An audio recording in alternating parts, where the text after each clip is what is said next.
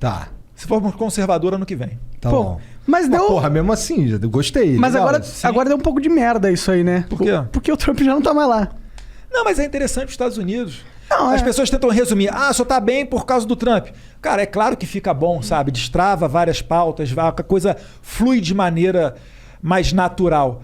Agora, Estados Unidos, cara, é money talks. Você acha que o Biden vai falar, não, porque é o Brasil, não, porque não pode mandar. E outra coisa, cara, é a iniciativa privada que a gente tá falando. Mas eu fiquei com um pouco com a sensação que os Estados Unidos estavam usando a gente de otário. Mas por quê? O que a gente perderia com esse Não, pensamento? não que a gente perderia nesse sentido, mas, pô, eu achava que a gente merecia mais do que uma base em Alcântara, tá ligado?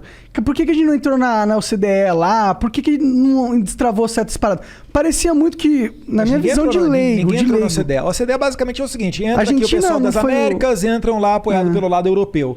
E vai alternando. A Argentina, quando virou socialista e elegeu o Alberto Fernandes, os Estados Unidos botou um pé no freio. Calma aí.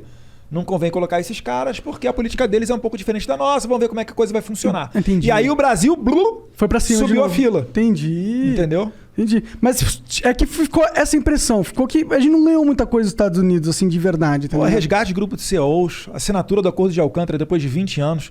Quando o Macron chamou uma reunião de emergência do G7 sem o Brasil para discutir a Amazônia, naquele tempo que estava pegando fogo, que poderia muito bem ter saído dali uma nota conjunta para boicotar o Brasil. O Trump foi lá espontaneamente e nos defendeu. Várias outras matérias, cara. É que assim, nos Estados Unidos a acusação é a mesma. Falam pro Trump, tá abrindo as pernas lá, tá fazendo muita coisa brasileira, a gente não tá ganhando nada. Entendeu? E não é dessa maneira. Os Estados Unidos realmente perdeu muita coisa aqui no Brasil no tempo que a gente virou as costas para eles. Tanto que a China passou a ser o principal parceiro econômico do Brasil de 2009 para cá. Historicamente, em toda a história do Brasil, os Estados Unidos sempre foi o nosso principal parceiro econômico. Só tem duas exceções. Nos anos 30, porque Vargas adorava o Hitler, e aí a Alemanha nazista foi o nosso principal parceiro econômico. E depois agora, de 2009 para cá, com a China, que é um grande player, que é um grande ator internacional, mas foi por razões ideológicas. Quando Jair Bolsonaro foi eleito em 2018... proativamente eu fiz uma viagem lá para os Estados Unidos e fui falar com o pessoal de mercado, comércio, câmaras internacionais, foi em Nova York, Washington e Miami. E eles basicamente todos falavam a mesma coisa. Falavam, Eduardo, olha só, é bacana você ter vindo aqui, sabe? Tá dando um recado interessante, o Brasil e tal.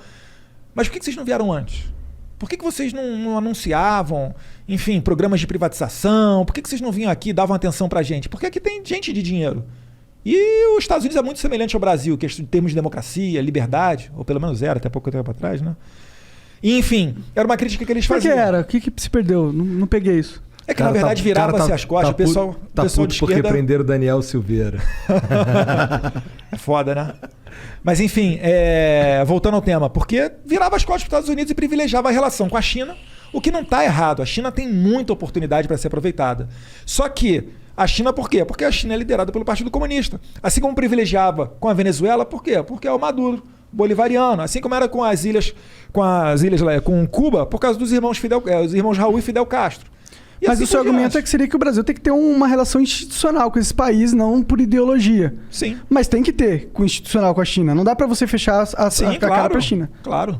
Não, a China... 80% da soja que a gente exporta vai para a China. E deve ser difícil, né? Porque, imagino, a China realmente tem uns problemas no sentido que eles têm um governo ditatorial.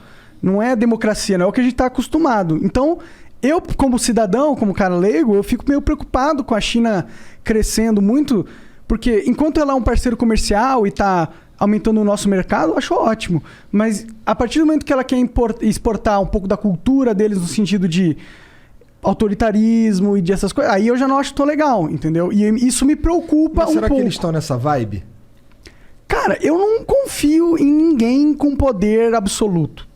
Tá ligado? A China ela tem um plano de poder desde os anos 40, né? Mais especificamente em 49, quando Mao Tse-tung fez a revolução lá, de que em 100 anos seria o principal país do mundo, em termos econômicos e militares. Né? Acho que eles vão chegar lá até um pouquinho antes desses 100 anos. E, na verdade, assim, é o que eu falei, ali tem grandes oportunidades. Tem que ter uma relação institucional com eles. É um país de, quase 1,5 bilhão de habitantes. A gente é um país aqui que, sensacional no agro, então para nós interessa vender para eles. Agora, é só manter a nossa independência. Não é chegar, por exemplo, agora e querer colocar goela abaixo qualquer tipo de política com relação ao Covid, nos ameaçando com relação à compra ou não dos nossos produtos agrícolas. Não estou falando que eles estão fazendo isso, tá? Mas é o tipo de coisa que não é interessante para nós. Se você tem uma loja e você só tem uma pessoa para vender o seu produto, essa pessoa amanhã pode virar para você e falar: "Ô Igor, é o seguinte, só eu compro esse teu produto aí, reduz pela metade." Tu fala: "Não." "Ah, é? Não, beleza, vou parar de comprar." Entendeu? Assim como era interessante você no mercado de ações investir numa ação só, no mercado mundial, que se joga esse jogo da geopolítica, não é interessante você ter só um comprador ou Claro, só um vendedor. certeza. Então o nosso trabalho é diversificar. É ter comércio com a China, com os Estados Unidos, com a União Europeia, com os árabes, com Israel. Enfim, é fazer aquilo que tem lógica de mercado e não fazer o que tem lógica de ideologia.